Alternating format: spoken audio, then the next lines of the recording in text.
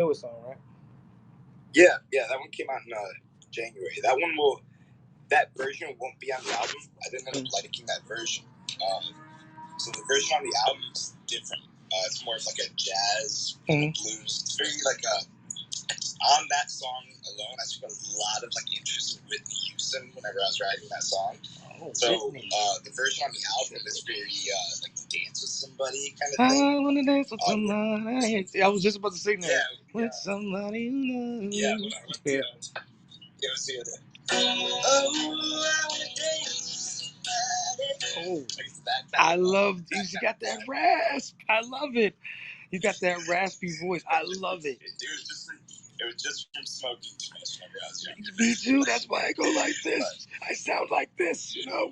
Yeah. In the long run, it helped out. I'm like on the album and everything. If I want to do a very like a soulful thing, like I covered at the end of my show the other day. I didn't want to end on a cover, but I ended on one. It was like I think it was Sam's Cook's birthday or like the anniversary of like his funeral, and I did the I was born by the river. I did the like the raspiness of that.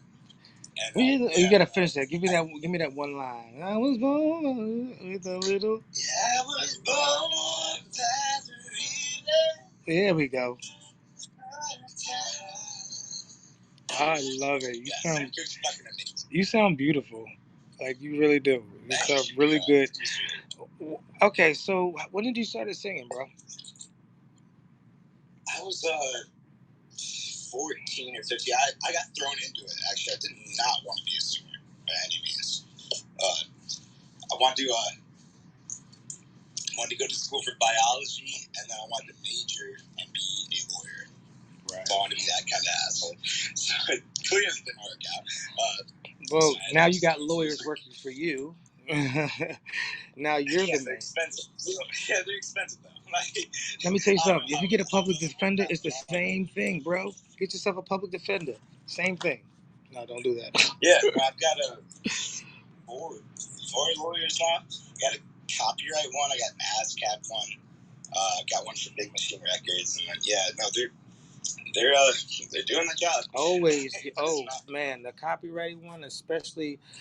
Don't think that those artists. Was bad because that's the worst part. Because say like if I drink at night and I write a song at 1 a.m. Like say hypothetically, okay, so I put my cape on guitar 5 and I go A minor, F minor, C, and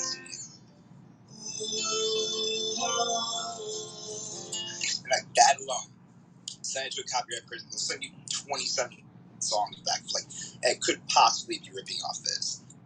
And then you're sitting there like, but they also say, but it sounds really good, put it out. And you sit there like, okay, so let me get this straight. So it sounds really good, I should put it out. But in the long run, say the song blows up, I could get sued for $5 million. That's what I was just about to.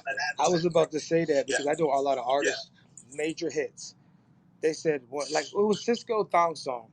He actually took the "Living La Vida," but he didn't even have the. He just said because I'm living La Vida Loca, because he said "Living La Vida Loca" because the song was hot. Ricky Martin gets paid off a Thong song, one of the biggest songs, and I love Drew Hill. I love that era. I love the '90s, and just for not even the melody. And that's not even, you can't even copyright that. Living La Vida Loca is like, it's a phrase. To me, I think the music industry sometimes can go a little too far. Sometimes it can go a little bit. Oh, it's a fight. Months, years that people don't know. Oh, yeah, it's bad. Yeah, no, it's bad. Do you have any lawyers in court right now? No lawyers in court. Oh, okay. Not in court, right? So not only that, but so that alone. So take Bruno Mars and Harrison Paak, their new single, "Leave the Door Open." Mm-hmm. So you didn't sound the same for that part. I leave the door. And so, like, if I'm playing acoustic, it's A minor, C, and an F. And then, so there's like talk of them getting sued for Earth, Wind, and Fire. Do you remember 25th night? Yo, I love. And they're not the same. I have to tell you, you remind me so much of you're like a white Life Jennings. You know Life? Must be nice, babe. You don't remember Must Be Nice? Never Never Land, SCX. Oh, you gotta look him up. I don't, but so surprisingly, I actually mixed. But Really? So you say you're black? Yeah. Well, kind of. My mom's mixed. I'm 25%, but so I dye my hair. Oh wait, you mean my natural hair? Like, yeah, my natural hair. So like, my natural hair is my blonde. natural hair is black. Yeah, my natural hair is black and curly. So I just dye it and straighten it for my shows. I look completely different with my natural. Like if you look at my like old pictures, I look like a completely different person. That's dope. You sound just like Life. Yeah.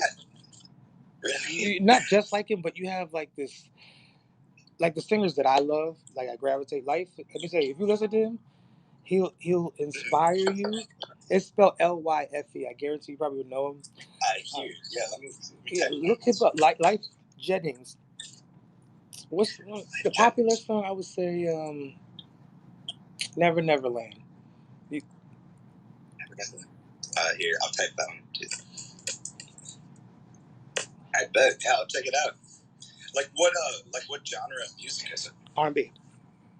It's all. He's really R&B, but he's like one of those. Honestly, all I listen to is R&B. So Neo. have you listened to like Alan Stone at all? Alan Stone. No. He's the one. Probably the one who's like it blew up really quickly and then he died out. Is the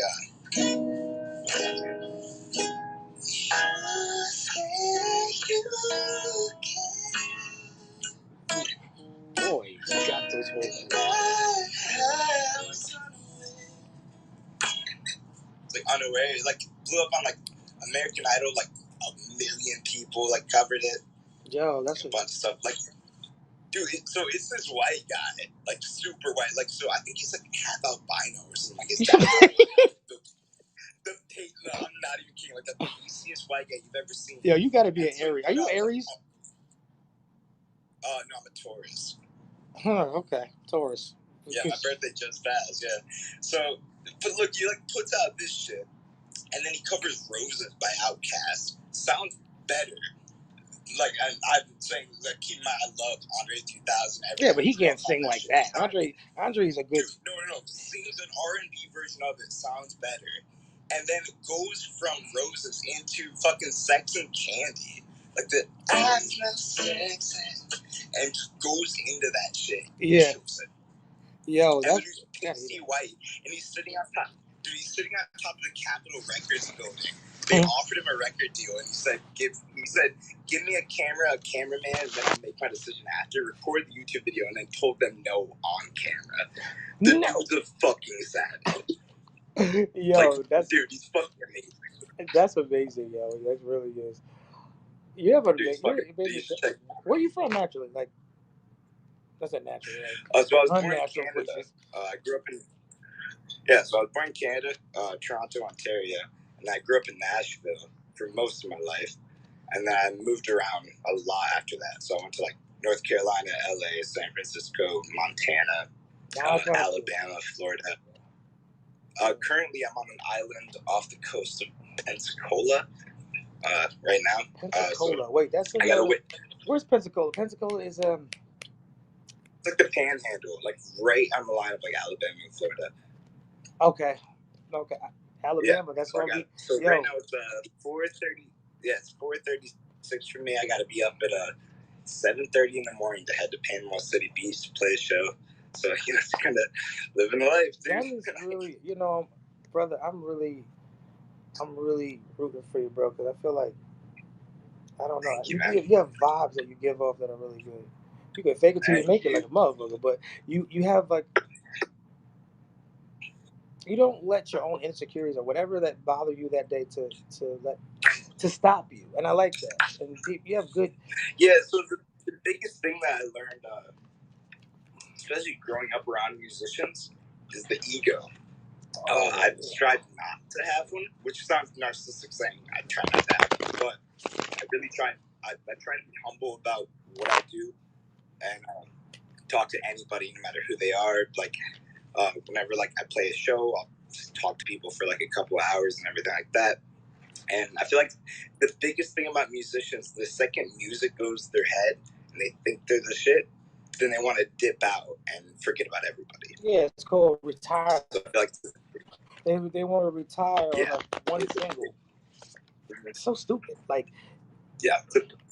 I'm not gonna get about it. Because the second you forget about where you came from is the second where you came from forgets about you.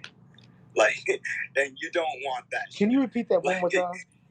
The second you forget about it is what people forget about you. The second you forget about where you came from is the second where you came from forgets about you. And you don't want. I mean, you don't want it, man.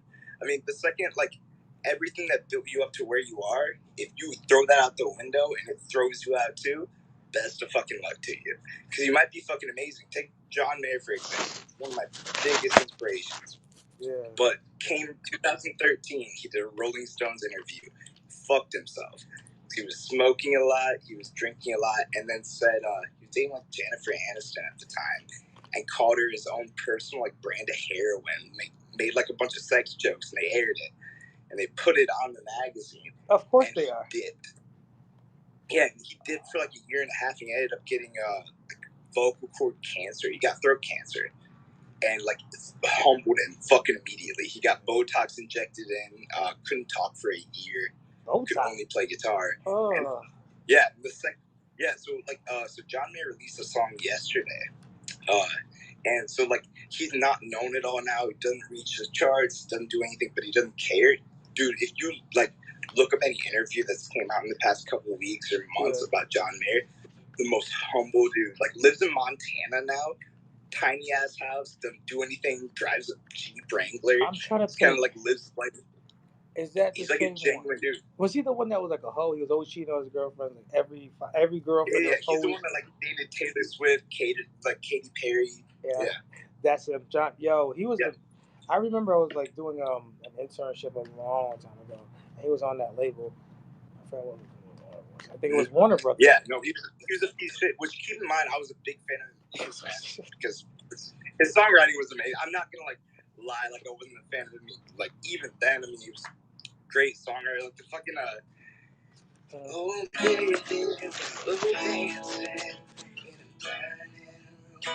if you sing a song about slow dancing in a burning room, yeah, the fuck, yo, you know what kind of fucking line that is, dude? That's John Mayer he has a beautiful, beautiful voice. And yeah, no, he was fucking amazing. But he was a piece of shit. Take away the music. I even knew whenever I left.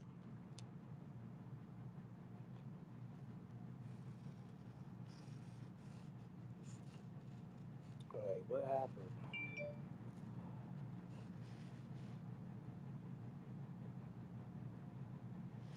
Oh, well, I guess that's the end of our interview there, guys.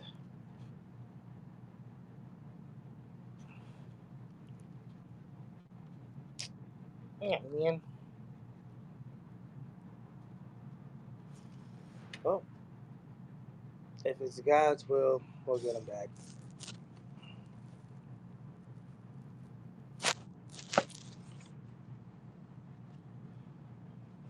I believe in faith, Father God. Like that will be done.